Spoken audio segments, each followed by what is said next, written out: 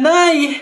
Oh, parang masaya ang anak ko excited na po ako sa Biyernes kasi year-end party na daw po namin eh. Anak, parang hindi ko ata alam yun Nay, siya nga pala, kailangan daw po namin ng pangregalo sa kaklase namin, tapos po ₱250 para po sa pagkain. Ang laki naman ata, anak. Oh, Nay, masarap po yun. McDo po yun eh. Tsaka may fried chicken na yun. Sige na, Nay. Ang tagal ko nang hindi nakakatikim nun eh. Nung nakaraang taon pa ako, nung huli ako nakatikim nun. Anak, pasensya ka na. Sa isang taong ka na lang sumama. Papang-budget si nanay. Sige po, Nay. Dahil ikaw ang aking mata sa tuwing mundo'y nag-iibang Anak, gising na. na Nay, bakit po? Diba, year-end party niyo? Nay, sabi niyo po, di ba hindi po ako makakasama kasi wala po tayong pera? Anak, nagawa ng paraan ni nanay. Binili na lang kita ng ulam at kanin sa kanto. ₱89 lang, may fried chicken ka na. Nay, paano naman po yung pangregalo ko po? Ito baso. Anak, ito yung naregalo sa kanong tatay mo ng birthday ko. Ayan, ito na lang ipang regalo mo. Sige na anak, kumilos ka na, mahuhuli ka na. Alright, kids! Happy New Year, everyone! Pwede na kayong kumain. pang mga natitirang paghinga tutungo na kung saan naroon ng mahalaga. Whoa, at kahit na kailan pa may di mawa, wala pagkatala kong mapa saan man mapunta, alam kung saan nagmula. Whoa, huwag mag-alala, ipikit ang iyong mata, tana, pahinga Salamat, Nay. muna.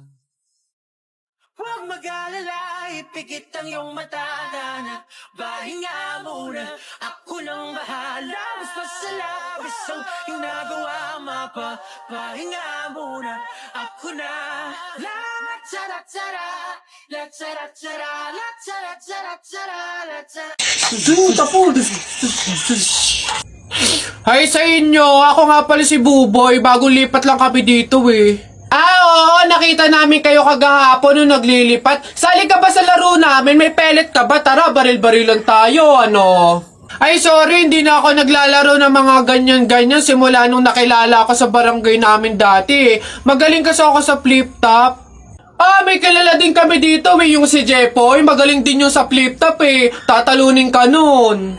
Di tawagin niyo yung Jepoy na yan. Sabihin niyo labang kami sa flip-top, ano. Tatalunin ko yan, mas magaling ako Baka akala niya.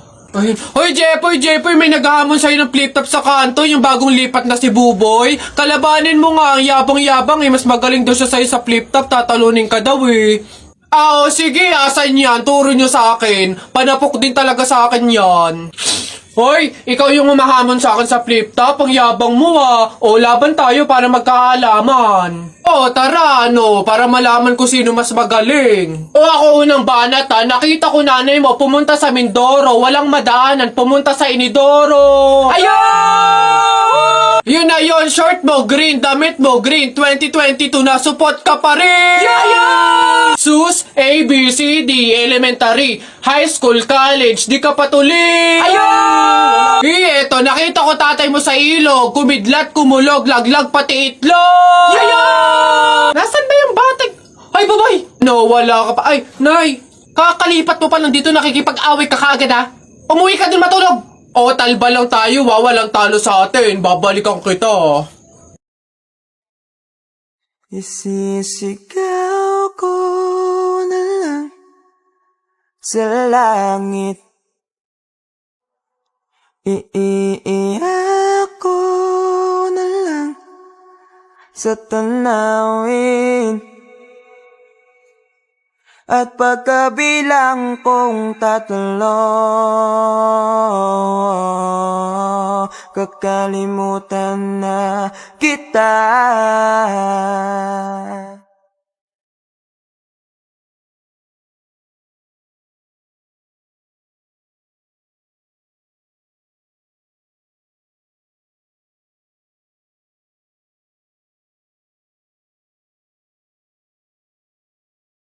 Kailangan ko nang tanggapin ang lahat.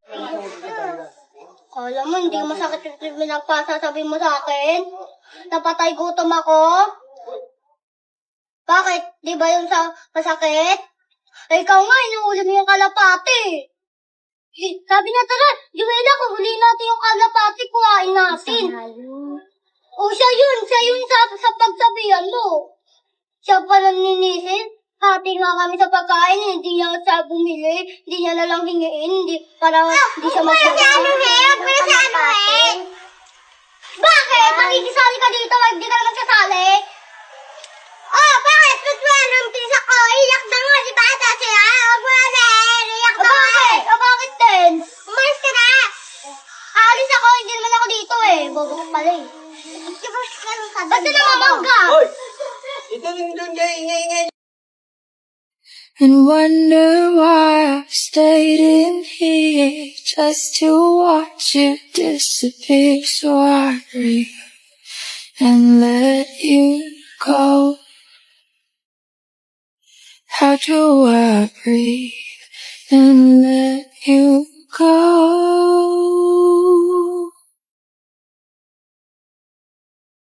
For it's too late, I'll take a step away. I know one word won't make me go rushing back to you. So I'll just shut my eyes, forget that you were mine. How do you go from making one your home and then just letting it all go? Let me take you there before it's easy. Uy, kumusta kayo? Na-miss ko kayo.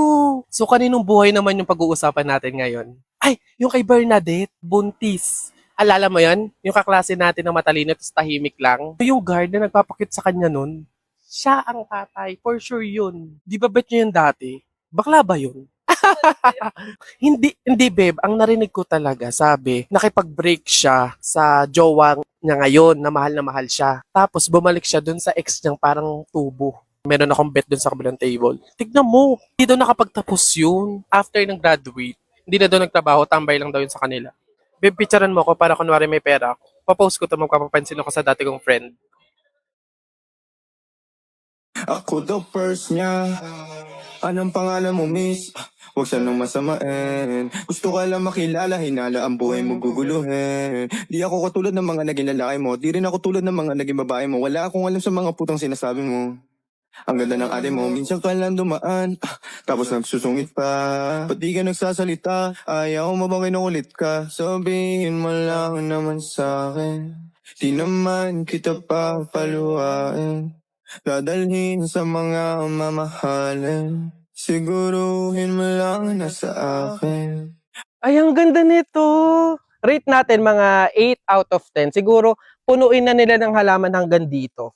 Kakamatay lang niya ng 2023. Sayang, pogi pa naman. Juan de la Cruz. Search natin yung Facebook tsaka yung IG. Ay, eto, nakita ko sa Facebook niya. Tapos sa mga comment, nagkatubig daw siya sa baga. 98 years old, oh. Ay, hanap tayo yung pogi. Ay, maganda to. Huy, picturean mo ka dito pang IG. Maganda yung background eh.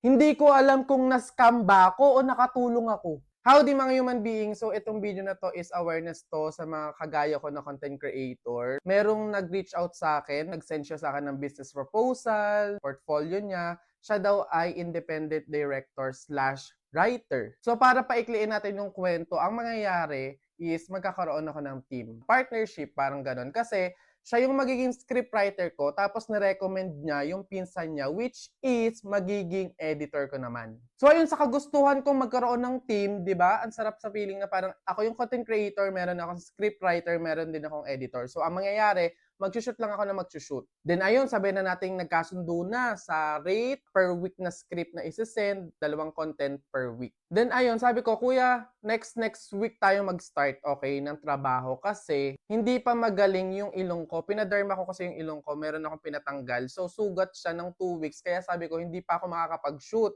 So, aanhin yung pagbigay mo sa akin ng script kung hindi ko din naman agad masushoot kasi nga may sugat pa yung ilong ko. Sabi ko, next week tayo mag-start. Sa mga susunod na araw, chat siya ng chat. Sabi niya, kung pwede daw magkaroon ng retainer fee. Parang ano siya, payment first bago magbigay ng service. Sa unang trabaho namin, for example, ngayong week, babayaran ko muna siya bago niya ako bigyan ng script. Then sa mga susunod na work, wala na. Ang mangyayari na lang, service muna bago ko sila bayaran. Nag-call pa kami, nag-meeting talaga kami through call. Then ayun, excited na ako kasi sabi ko, next week magkakaroon na ako ng Team Kenkoy. Imagine, meron na akong script writer, meron na akong editor, so hindi na ako mahihirapan mag-produce ng mga content. Then ayun nga, nangulit siya ng nangulit, araw-araw, kada linggo. Sabi ko nga, next week, so araw-araw na lang siya nagta-chat, nagte-text. Nag-aalinlangan pa din ako kasi nga syempre, maglalabas ako eh. Kahit pag gaano kamura, kataas yung perang ilalabas mo, still maglalabas ka pa din. Sinasabi na kasi na parang wala na daw siyang savings, wala na siyang funds, namatayan daw siya, kailangan niya ng help. Then ayun, naawa na lang ako, kaya ako sinend muna yung bayad bago niya ako bigyan ng mga content or ng script. Sabi ko, kuya, okay lang kahit wag mo muna akong masendan ng script this week and next week kasi nga hindi pa galing yung ilong ko. Pero dahil grabe naman, halos mag-iisang buwan na hindi na nagparamdam. Chinat ko siya, tinext ko siya, wala na siyang Viber, nawala na siya sa Viber. Then boogs, after mga isang buwan, wala na. Hindi na siya nagpaparamdam kahit i-chat ko, kahit i-text ko, wala na talaga. Kaya hindi ko alam kung na-scam ba ako o nakatulong ako sa mga problema niya kasi sabi niya hirap na daw siya. Hindi niya daw alam kung masasurvive na yung isang linggo. Wala naman akong kahit anong galit, no? Sa akin lang, awareness lang sa mga content creator na kagaya ko. Hindi ko sinasabi na kapag may nag-send sa inyo, eto agad yung tinutukoy ko yung nangyari sa akin. Siguro maging aware lang tayo or wag masyadong mag-trust and magpadala sa awa. Kasi syempre at the end, ikaw pa din yung mawawalan. Ikaw pa din yung possible na maloloko. So ayun, wala na ako iba sasabihin. Kundi kung napapanood mo to, tulong ko na lang yan sa'yo. Good luck sa future. Ikaw na bahala, okay? Tingnan mo, pati hanggang huli, inisip pa rin kita. Visit ka. Basta ayun na sa mga content creator na kagaya ko, maging aware, maging matalino, sa kahit ano pang situation. Huwag magpagaya dito. Yun lang.